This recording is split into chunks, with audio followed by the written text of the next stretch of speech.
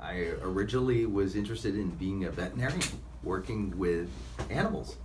And I went to UC Davis, and as I was exploring all the career options, I realized I had an interest in also psychology and working with people. So my undergraduate degree was in developmental psychobiology. And so through this psychology background, I was working mostly with children.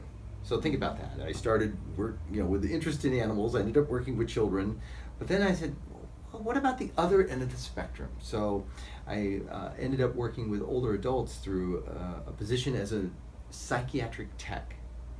They call it psychiatric tech in a locked psychiatric facility. And at that time, I worked with people who had Alzheimer's disease and various dementias, but they were living in a locked psychiatric setting, which today we wouldn't do that. We would have a specialized unit for them.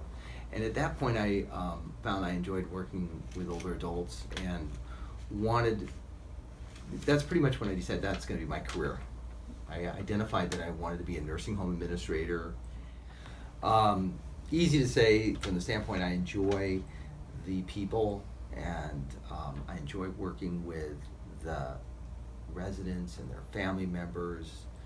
I enjoy the variety of people, who in other words, working with doctors, working with contractors, working with therapists, all different kinds of professionals. Mm-hmm. And then of course the team members, the employees. So for sure the people aspect of it, the human service organization, this is just perfect for me.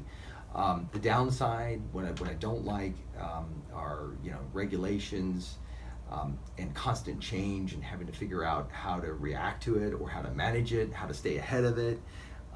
There's built-in change constantly, and we're heavily regulated as a field. And those regulations, what they tend to do is they're built for consumer protection, but then it starts to eliminate consumer choice. So it makes it difficult to do innovation, because you're so heavily regulated. You can do things only a certain way because the government, says. And when I say regulations, I mean, the government.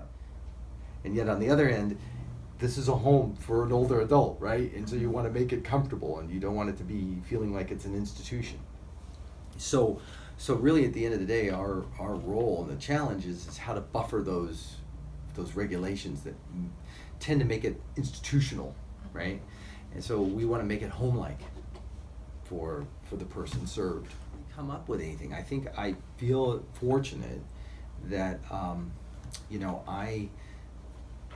I really ended up sort of progressing through the field and ending up where I wanted to be. I guess really from the standpoint of what worked for me was researching, connecting, networking, trying to connect with people who could help me get where I wanted to go. So the key there was that I knew where I wanted to go. I was real specific. So then it was like, okay, if I'm interested in being a nursing home administrator, then I need to find a preceptor. And so who are the preceptors and who are the companies that can help me get there? I think the future, first of all, is going to be still full of change. This is what I talked about. It's one of these challenges. Guaranteed it's not going to be static. It's not going to stay the way it is. Part of it is that, so number one is this constant change, how to stay ahead of it, how to manage it. And then what's impacting that is number two, which what I think is the sharper consumer, the individual, the older adult, is demanding services and products and innovations, and they're technologically advanced, and so, their expectations are increasing. They're shopping around. They're doing comparison shopping. They're asking smart questions. They're utilizing the internet, and they're also trying to understand cost and benefit, so that sharper consumer is I think changing the playing field tremendously, and that impacts also I think the regulations as well. One of the things that I've seen over the years is that for instance, all the regulatory bodies are having to post more information on their websites about communities because the consumer wants to know, how do I know quality? How do I find quality? This is just an example. The future, number 3, is innovations. Innovations in funding, innovations in service, innovations around quality of life and quality of care, technology, and new service models. For instance, looking at chronic disease management, telehealth, housing, support services, medical management.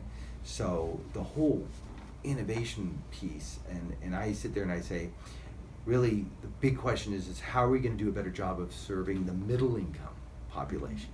So for instance, our organization serves CCRCs, which are really higher economic status older adults, and we have low income affordable housing. So we serve the very low income population, people who are annual incomes are maybe $10,000 to $12,000 a year, so very low. But then what about the middle income? What about services to them? What would they want, and how will we make them affordable to them? 4th area is regulations have to change with the consumer demand. There has to be more flexibility in housing and services.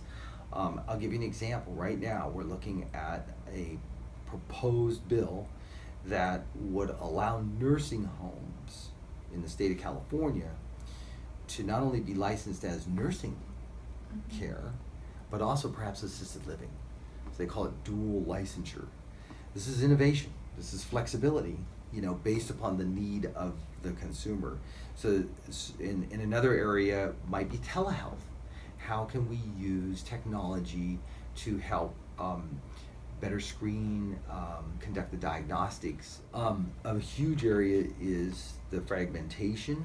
So in the future, I think that the system has got to become less fragmented. There's 120 programs for older adults, and they're administered by 20 different agencies. It's unbelievable. And then the other piece of that would be that I think there's going to be more collaboration. So for instance, we are going to be working directly with health systems and hospital systems. So while we're more community-based and we're more health service-based, I think in the future, we're going to be more linked to the health system, and they're going to want to be linked to us. And then the last item for the future, and this is the biggest one of all, is talent. There's not enough high quality talent out there to take care of the needs of the older adults today, much less the future.